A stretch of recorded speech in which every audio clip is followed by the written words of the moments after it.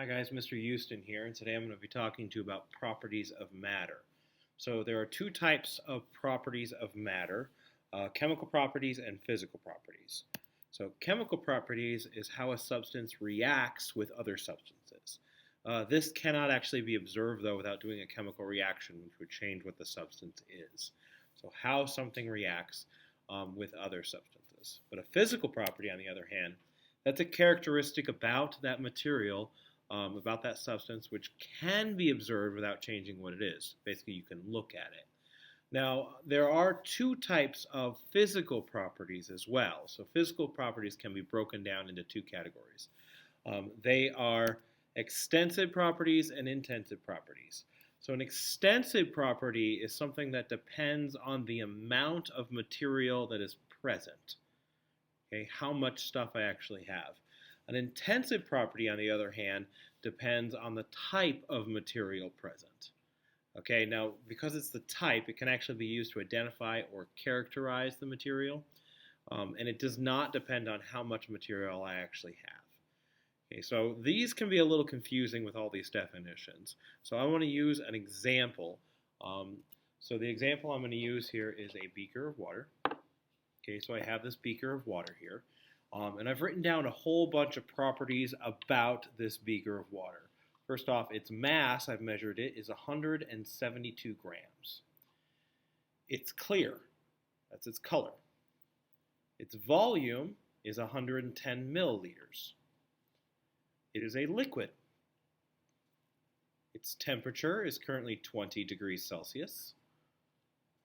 It freezes at 0 degrees Celsius if I were to put it into the freezer. Its shape currently is cylinder. It's a cylindrical shape. It does not react with lead. Okay, it will not react with lead. If I put lead in it, nothing happens. Okay.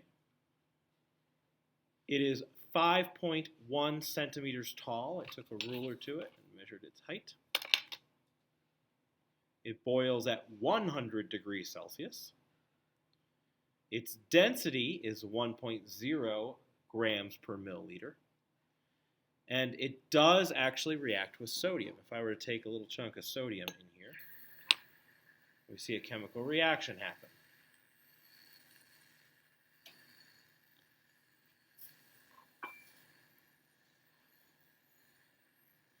Now, all of these are properties of this beaker of water. Some of them are physical, some of them are chemical, some of them are extensive physical properties, and some of them are intensive physical properties. So we're just going to categorize these different properties. Its mass, 172 grams.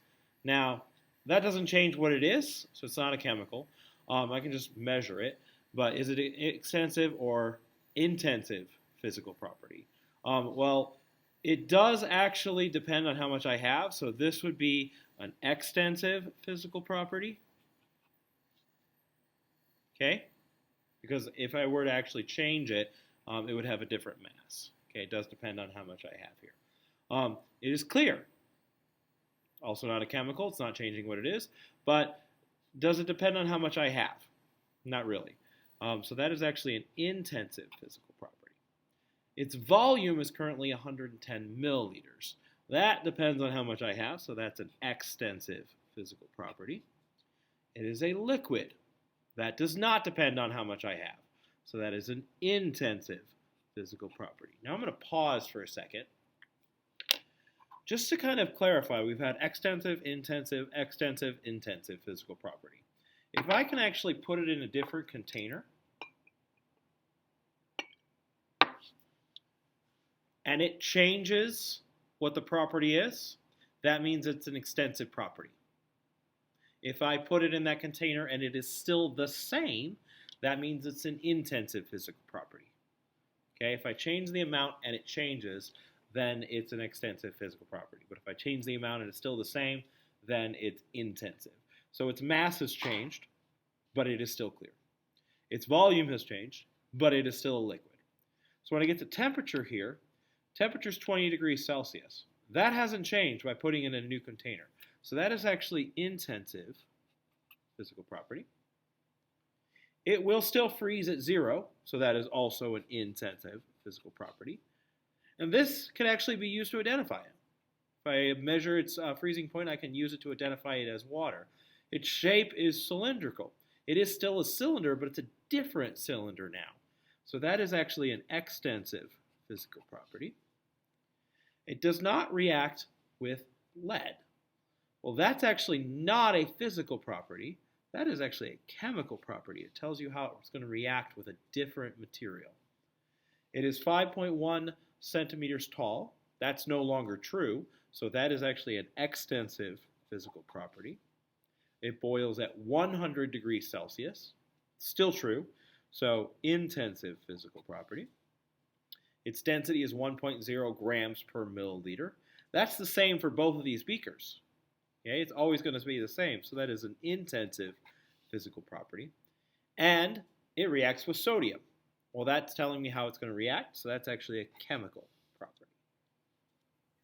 All right, and that's the breakdown of how you tell something from a chemical property to a physical property versus an intensive and extensive. So here's a quick breakdown of it. Just kind of a flow chart. Chemical property, something that becomes evident during a chemical reaction. Physical property, something that you can just measure or observe it without changing it. And two types, extensive and intensive. Extensive can't be used to help identify a substance. Intensive can be used to help identify a substance because it does not change. Here, and today I'm going to talk to you about percent by mass. So percent by mass is a way to calculate the amount of an element in a compound and show how much of that element you have in the compound. So the way you calculate it is you take the mass of the element in the compound, you divide it by the total mass of the compound, and then times that answer by 100 because it's a percentage. So here's an example. If I have a sample of aspirin, it contains 80.70 grams of carbon and 47.77 grams of oxygen and 6.03 grams of hydrogen. And I want to know how much of it is carbon. So I'm going to find the percent by mass of carbon in this sample. Well, in order to answer this, first I'm going to need a total. Okay, a total for the whole compound. So I'm going to take my calculator. I'm going to add up all the pieces. 80.70 plus 47.77 plus 6.03. My total is 134.5 grams. But because I'm adding, I get 2 decimal places, so I'm going to put 50 grams. Each of those has 2 decimal places. Okay, so that's the total mass of the compound, this right here. Now, the part of it that's carbon is 80.70 grams. So now to actually find the percent by mass, I'm going to take 80.70 grams, divide that by the total mass of the compound, 134.50 grams, and times that by 100. 80.70 divided by 134.550. 0.6 times that answer by 100. I get 60. 60%. Now I actually have 4 sig figs here for that, so I'm going to rewrite that as 60.00% of it is carbon. And that's how you do percent by mass. Now, if I were to get a different material and I wanted to know if it was aspirin, all I'd have to do is figure out how much of it was carbon, what percentage of it, and if it's not 60% carbon, it's not aspirin. It's a different compound, even if it's made out of the same materials, carbon, oxygen, and hydrogen. All right, thank you, and hope you guys enjoyed this. Bye.